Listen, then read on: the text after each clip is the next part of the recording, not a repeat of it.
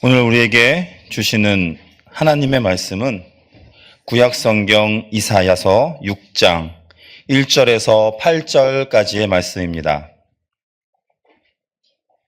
제가 보는 성경으로 구약성경 974쪽입니다.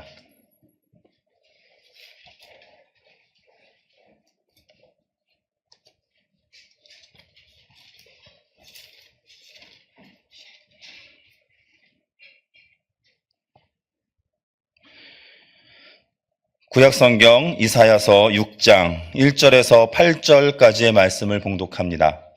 이 계시의 말씀을 봉독할 때에 살아계신 하나님의 음성을 다 함께 들으실 수 있기를 바랍니다.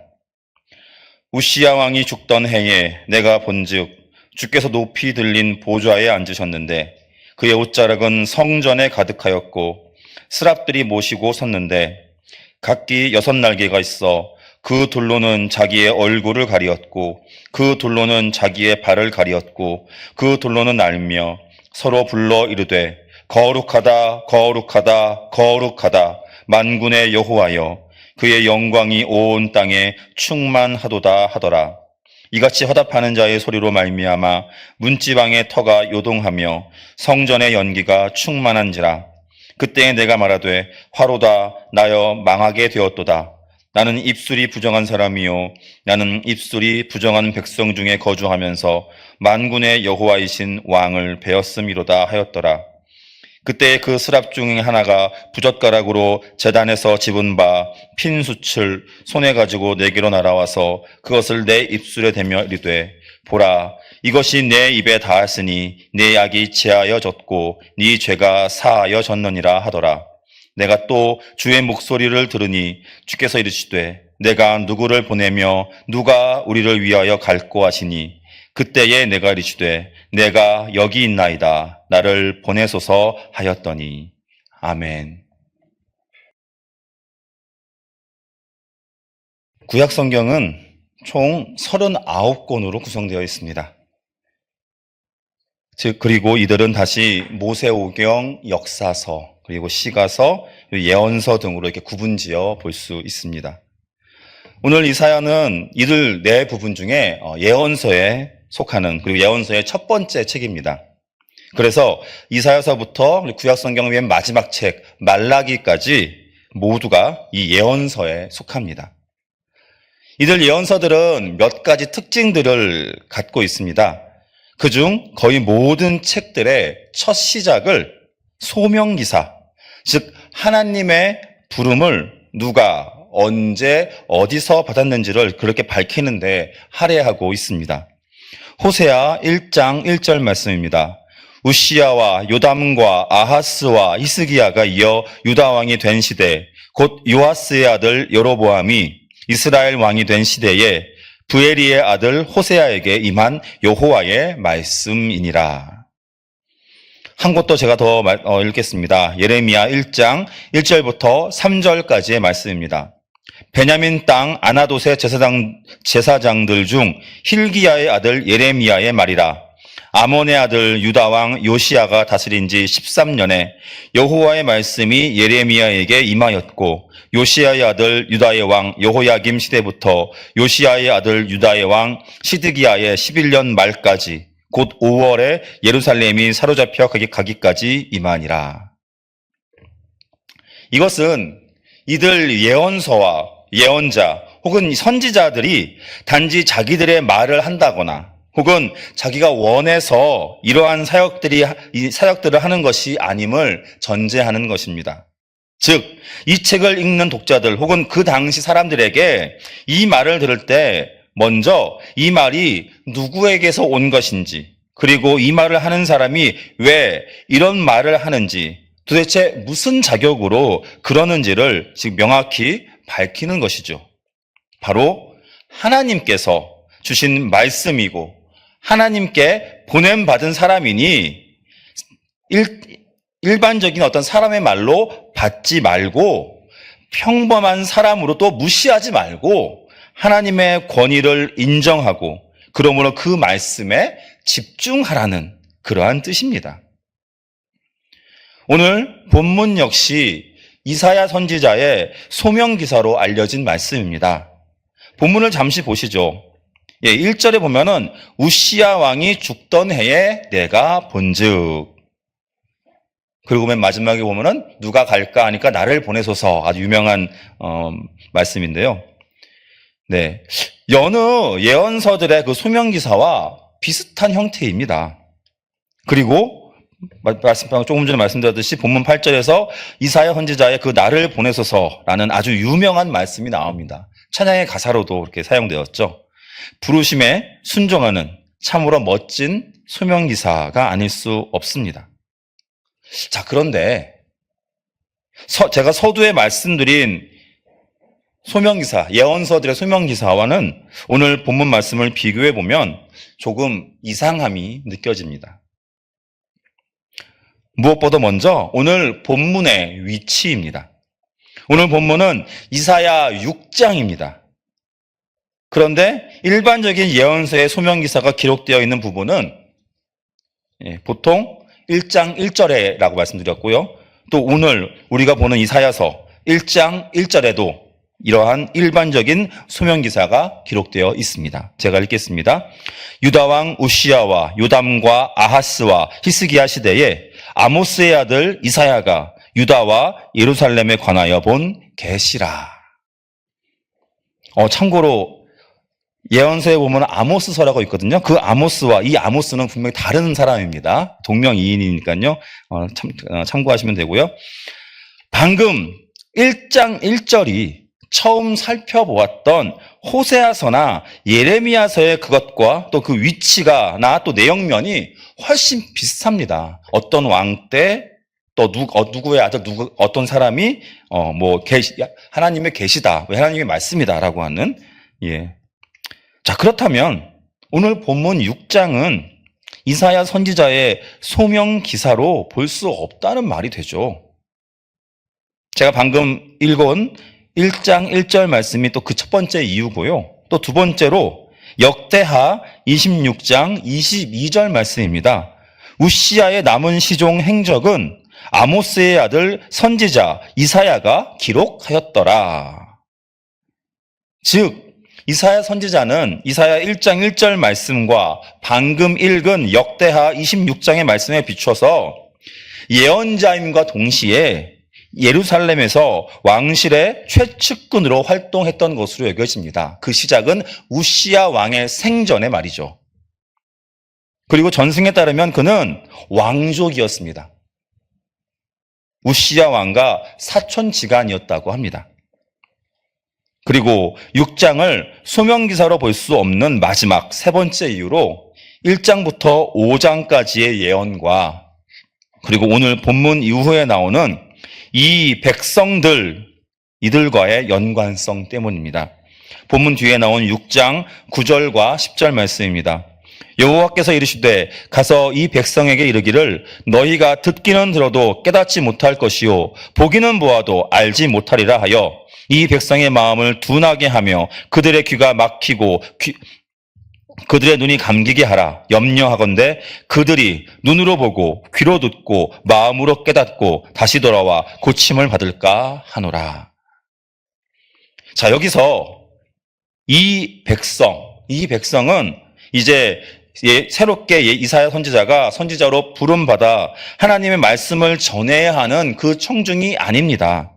1장의 소명기사 이후 이사야는 5장까지 하나님께 받은 계시의 말씀을 전했고 그 전한 바로 그 백성입니다. 하나님, 이사야, 그리고 이 백성 6장 9절 이하의 하나님의 말씀은 이사야 선지자가 이 말씀을 전할 이 백성들과 이미 어떠한 관계성을 맺고 있어야 한다는 것이 전제가 되어야 된다는 점입니다. 그리고 5장 18절과 19절 말씀을 제가 읽어보겠습니다. 거짓으로 끈을 삼아 죄악을 끌며 수레줄로 함같이 죄악을 끄는 자는 화 있을진저 그들이 이르기를 그는 자기의 일을 속속히 이루어 우리에게 보게 할 것이며 이스라엘의 거룩한 이는 자기의 계획을 속히 이루어 우리가 알게 할 것이라 하는도다. 우리가 가지고 있는 개역 개정 성경에 지금 제가 읽은 것인데요. 제가 새 번역 성경으로 이 부분을 다시 한번 읽어보겠습니다. 조금 더 이해가 빠를 것 같습니다. 거짓으로 끈을 만들어 악을 잡아당기며 수레에 줄을 당기듯이 죄를 끌어당기는 자들에게 재앙이 닥친다. 기껏 한다는 말이 하나님더러 서두르시라고 하여라. 그분이 하고자 하시는 일을 빨리 하시라고 하여라. 그래야 우리가 볼 게 아니냐. 계획을 빨리 이루시라고 하여라. 이스라엘의 거룩하신 분께서 세우신 계획이 빨리 이루어져야 우리가 그것을 알 게 아니냐 하는구나. 이사야 선지자가 하나님의 말씀을 받아서 백성들에게, 죄악된 백성들에게 죄를 잡아당겨서 그 죄를 짓지 말라고 할 때 그 백성들이 오히려 야, 하나님 보고 빨리 일을 이루라고 해 라고 지금 오히려 그렇게 오히려 오리발을 내놓고 그렇게 반응한다는 것이죠.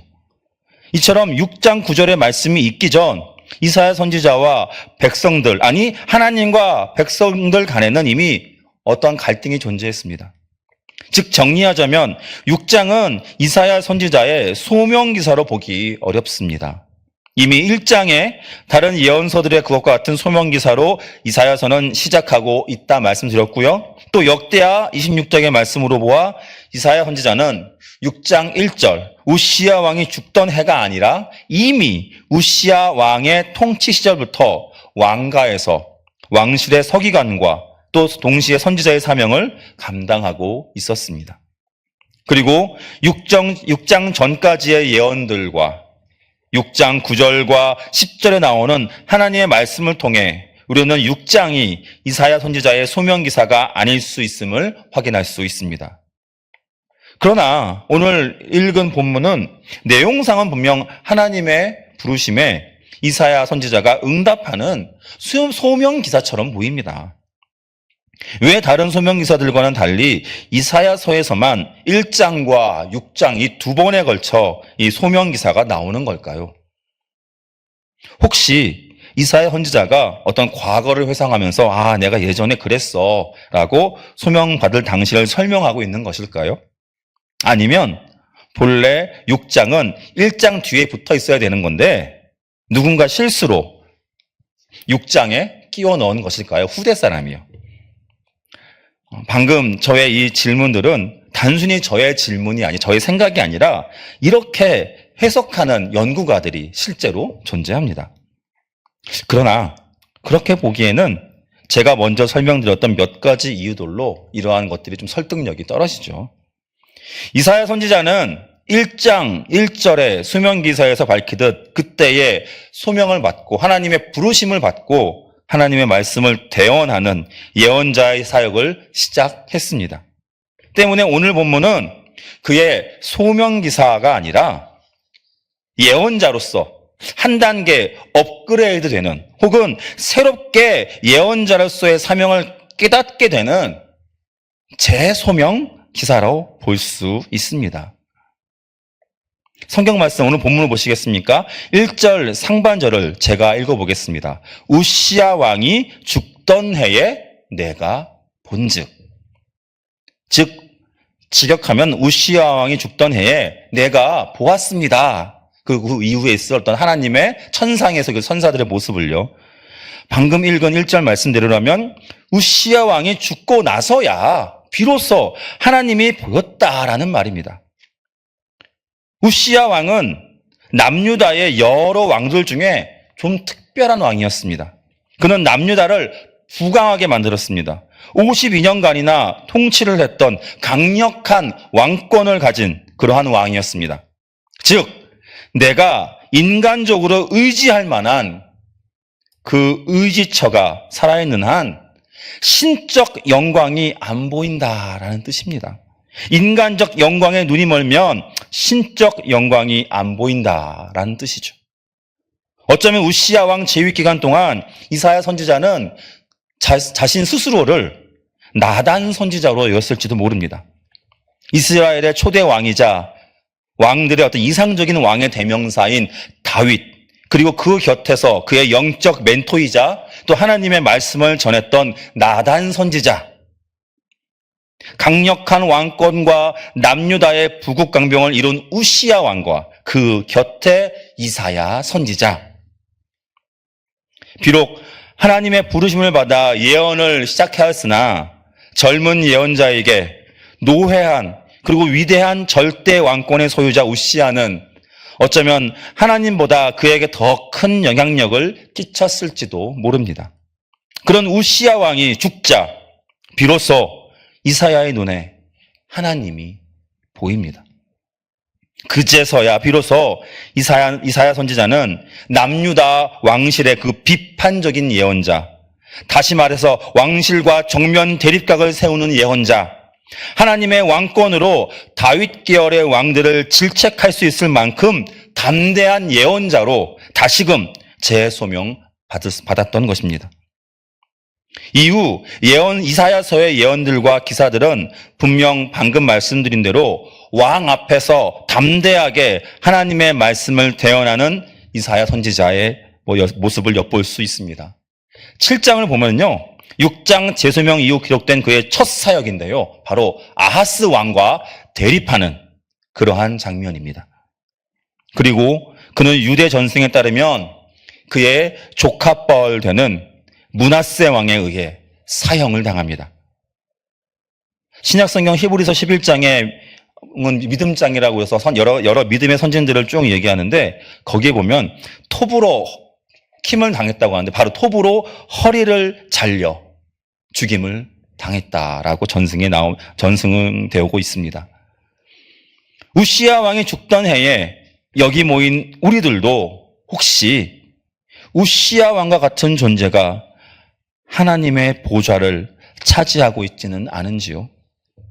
신앙인으로 첫 신앙을 시작한 이후로 하나님만 바라봐야 되는데 그렇게 하지 못하게 하는 우시야 왕과 같은 존재, 하나님의 사람으로 택함받았던 이사야 선지자조차도 바로 곁에 그 강력한 존재로 인해 눈에 보이지 않는 하나님을 온전히 인식하지 못했습니다. 오늘 우리도 이렇게 눈에 보이는 것들에 먼저 눈이 가지 않습니까? 손 내밀고 도움을 바라지 않습니까? 살아있을 당시 그 누구보다도 강력하고 가까이 있던 이사야의 우시야가 오늘 우리에겐 누구입니까? 혹은 무엇입니까?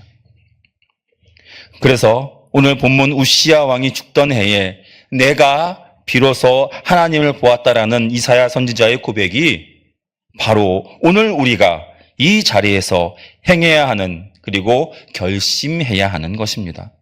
하나님보다 더 의지하는 것들, 하나님보다 더 손쉽게 붙잡을 수 있는 것들, 나아가 우리로 하나님을 가까이 하지 못하게 하는 것들, 하나님을 보지 못하게 하는 것들, 그 모두가 바로 우리의 우시야 왕입니다. 그리고 오늘 이사야 선지자가 비로소 우시야 왕이 죽던 해에 하나님을 보았듯 우리도 이런 것들과 단절을 해야만 비로소 하나님을 볼 수 있습니다. 우리 곁에는 참으로 많은 우시야 왕이 존재합니다. 그리고 그 모습 또한 다양합니다.